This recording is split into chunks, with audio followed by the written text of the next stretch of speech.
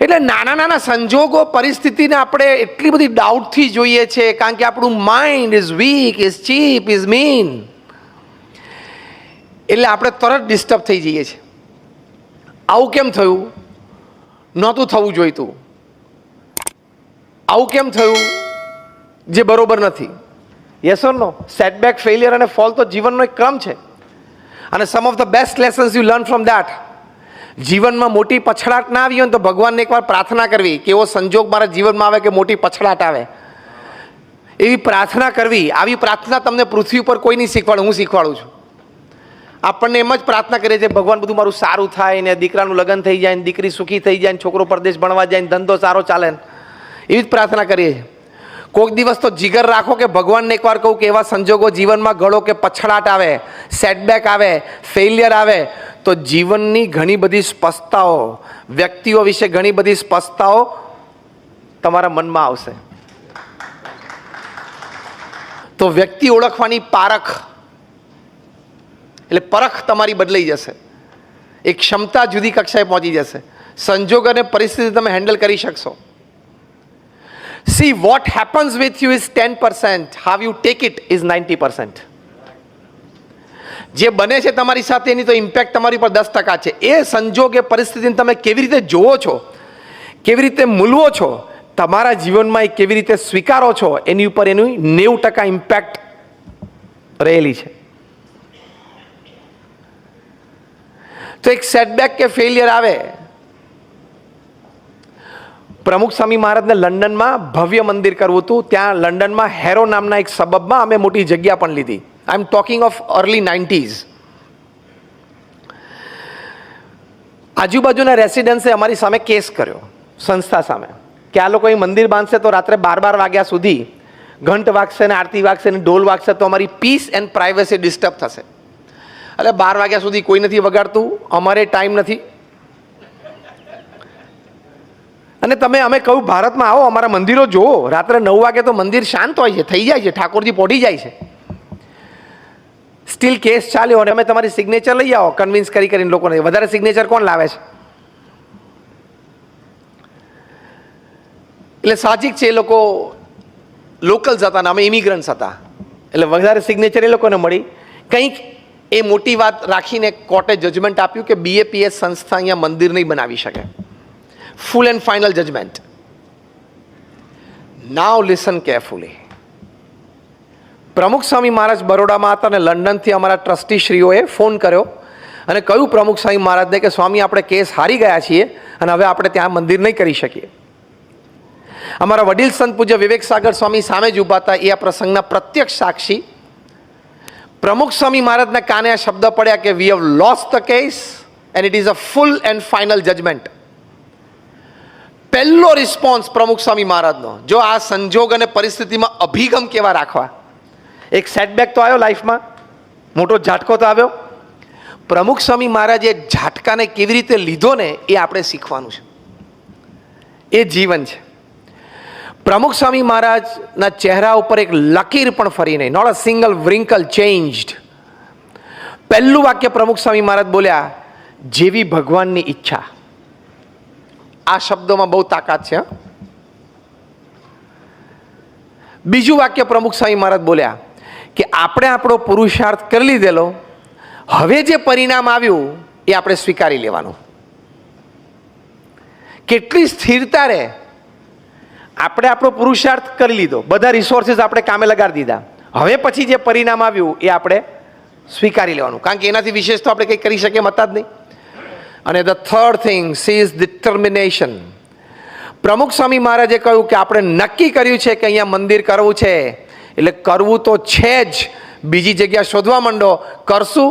બીજી જગ્યા શોધી નિસ્દનમાં કર્યું. 1995માં ઉદ્ઘાટિત થયું ત્યારે રીડર્સ ડાયજેસ્ટે લખ્યું કે it is the 8th wonder of the world. તમે આજે પણ નિસ્દન જાઓ તો એ મંદિર beautiful exhibition of Indian culture. અને સમગ્ર ઇંગ્લેન્ડ દેશની એક પણ સ્કૂલ બાકી નહીં હોય જેના વિદ્યાર્થીઓએ આ મંદિરની વિઝિટ નહીં લીધી હોય. અને અત્યારે ધ 100 ટોપ આઇકોનિક બિલ્ડિંગ્સમાં એ BAPS સ્વામિનારાયણ મંદિર નિસ્દન લંડનનો સમાવેશ છે. કામ પણ એવું કર્યું, પણ આમ ડઘાઈ ન ગયા. આપણે શું થાય કે આ કેમ બન્યું, આ મુખ્ય પ્રશ્ન હોય છે. મેં કોઈનું ખોટું નથી કર્યું તોય મારી જોડે આવું કેમ બન્યું, આ મુખ્ય પ્રશ્ન હોય છે. બધા હા પાડો છો એટલે વાત તો સાચી છે ને. મેં કોઈનું ખોટું નથી કર્યું તો મારી સાથે કેમ આવું કર્યું, આ એક પ્રશ્ન. બીજો પ્રશ્ન, મેં મારી બુદ્ધિ, શક્તિ, આવડત, હોશિયારી, રિસોર્સિસ બધા કામે લગાડેલા તો એમ મારા પ્લાનિંગ પ્રમાણે મને સક્સેસ કેમ ના મળ્યો, એ બીજો પ્રશ્ન. હું પ્રેક્ટિકલ વાત કરું છું ને, યસ ઓર નો. આ મનમાં આપણે રહે છે. પણ એક વાત સમજી રાખવાની, શ્રીમદ ભગવદ્ ગીતામાં ભગવાન શ્રી કૃષ્ણએ અર્જુનને કહ્યું, કર્મણ્યવાધિકારસ્તે મા ફલેષુ કદાચના. શું કીધું અર્જુનને? કે કર્મ કરવું એ તારો અધિકાર છે, તારું ફરજ છે, પણ પરિણામ ભગવાને કહ્યું કે હું નક્કી કરીશ. કેમ? કે if there are 10 factors which are in your control to bring success to the project, there are 10 factors which can bring failure to the project which are not in your control. સીધી વાત છે. અને આ શ્લોકનો તમને practical અનુભવ બધાને છે, પણ તમે વિચાર નથી કર્યો ને, એટલે તમને વારે વારે ડિપ્રેશન અને ફ્રસ્ટ્રેશન ફેલિયર વખતે આવે છે. આ શ્લોકનો તમને પ્રેક્ટિકલ અનુભવ જીવનમાં 10 વખત હશે. જો હવે હું બોલું ને એમાં તમે બધા હા પાડશો કે અમારે અમનો અનુભવ છે. શાંતિથી સાંભળજો. આપણને બધાને અનુભવ છે કે ઘણી વખત આપણે ખૂબ સારો પુરુષાર્થ કર્યો હોય, બધા રિસોર્સિસ કામે લગાડ્યા હોય તોય આપણને સક્સેસ ઓછો મળે છે. હા કે ના? અને ઘણી વખત ઓછું પ્લાનિંગ હોય, એક્ઝિક્યુશન સંતોષકારક ન થયું તો ધાર્યા બારનું પરિણામ આવી જાય. હા કે ના? તો શ્લોક સાચો ખોટો?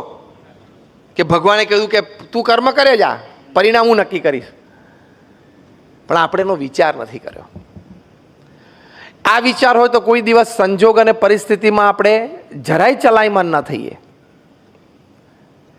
એક વાત તો નક્કી કરી જ રાખવાની કે સંજોગ અને પરિસ્થિતિ તો પોઝિટિવ કે નેગેટિવ હોય, હું મારી સ્થિરતા, મારો ધ્યેય, એમાંથી તો હું ક્યારેય વિચલિત નહીં જ થઉં, નહીં તો તમે જીવન હારી ગયા કહેવાય. તો આ છે સંજોગ અને પરિસ્થિતિ પ્રત્યેનો અભિગમ. સંજોગ અને પરિસ્થિતિ પ્રત્યેનો અભિગમ. એક હસતા હસતા એક દ્રષ્ટાંત આપું તમને. એકવાર એક baby mosquito was on its maiden flight. નાનું મચ્છર બિચારું જન્મ્યું હતું, એની પહેલી ફ્લાઇટ હતી આમ. એટલે એના મધર મોસ્કીટો અને ફાધર મોસ્કીટો, માતા પિતા બે જણા આમ જોતા હતા કે આપણો બેટો પહેલી ફ્લાઇટ લે છે. જેમ પહેલી વાર બાળક આમ 4 પગે ચાલતા શીખે તો માતા પિતાને આનંદ હોય ને એને જોવાનો, અને 2 પગે ચાલવાનું દોડવાનું શીખે તો માતા પિતાને આનંદ હોય કે એ દોડે છે. એટલે માતા પિતા બેબી મોસ્કીટોને જોતા હતા કે on its maiden flight the mother, એમાંય મધર બધા ઉત્સાહી હોય, વધારે એમ આનંદ હોય કે મારો બાળક ચાલતા શીખ્યો, દોડતા શીખ્યો. એટલે માતા પિતા બંને આમ જોતા હતા. અને પેલું હરખભેર પૂછ્યું કે how was your flight, how was your flight, એમ કેવું લાગ્યું તમને? તો પેલી બેબી મોસ્કીટો કે mom wherever I went everybody were clapping for me. હું જ્યાં જ્યાં ગયો ને ત્યાં બધા મારી માટે તાલીઓ પાડતા હતા. ખબર પડી? મેં સ્વિચ તો દાબી હતી પણ 2 ઝબકારા પછી લાઈટ ચાલુ થઈ. હું જ્યાં જ્યાં ગયો ત્યાં બધા મારી માટે તાલી પાડતા હતા. શું એકચ્યુઅલી શું કરતા હતા? બધા એને મારી નાખવાનો પ્રયત્ન કરતા હતા. અરે મચ્છર ઉડે એટલે આપણે મારી નાખવાનો પ્રયત્ન કરતા હતા. ભલે લોકો મારી નાખવાનો પ્રયત્ન કરતા હતા, અભિગમ એ રાખવાનો કે તાલીઓ પાડતા હતા. જીવનમાં આનંદમાં રહેવું હોય તો આપણા હાથની વાત છે ને. લોકો તો જે કરવું હોય કરે. If you are principally right and not offending anybody, આ 2 શબ્દો યાદ રાખજો. તમે સિદ્ધાંત અને મૂલ્યોની દ્રષ્ટિએ સાચા હો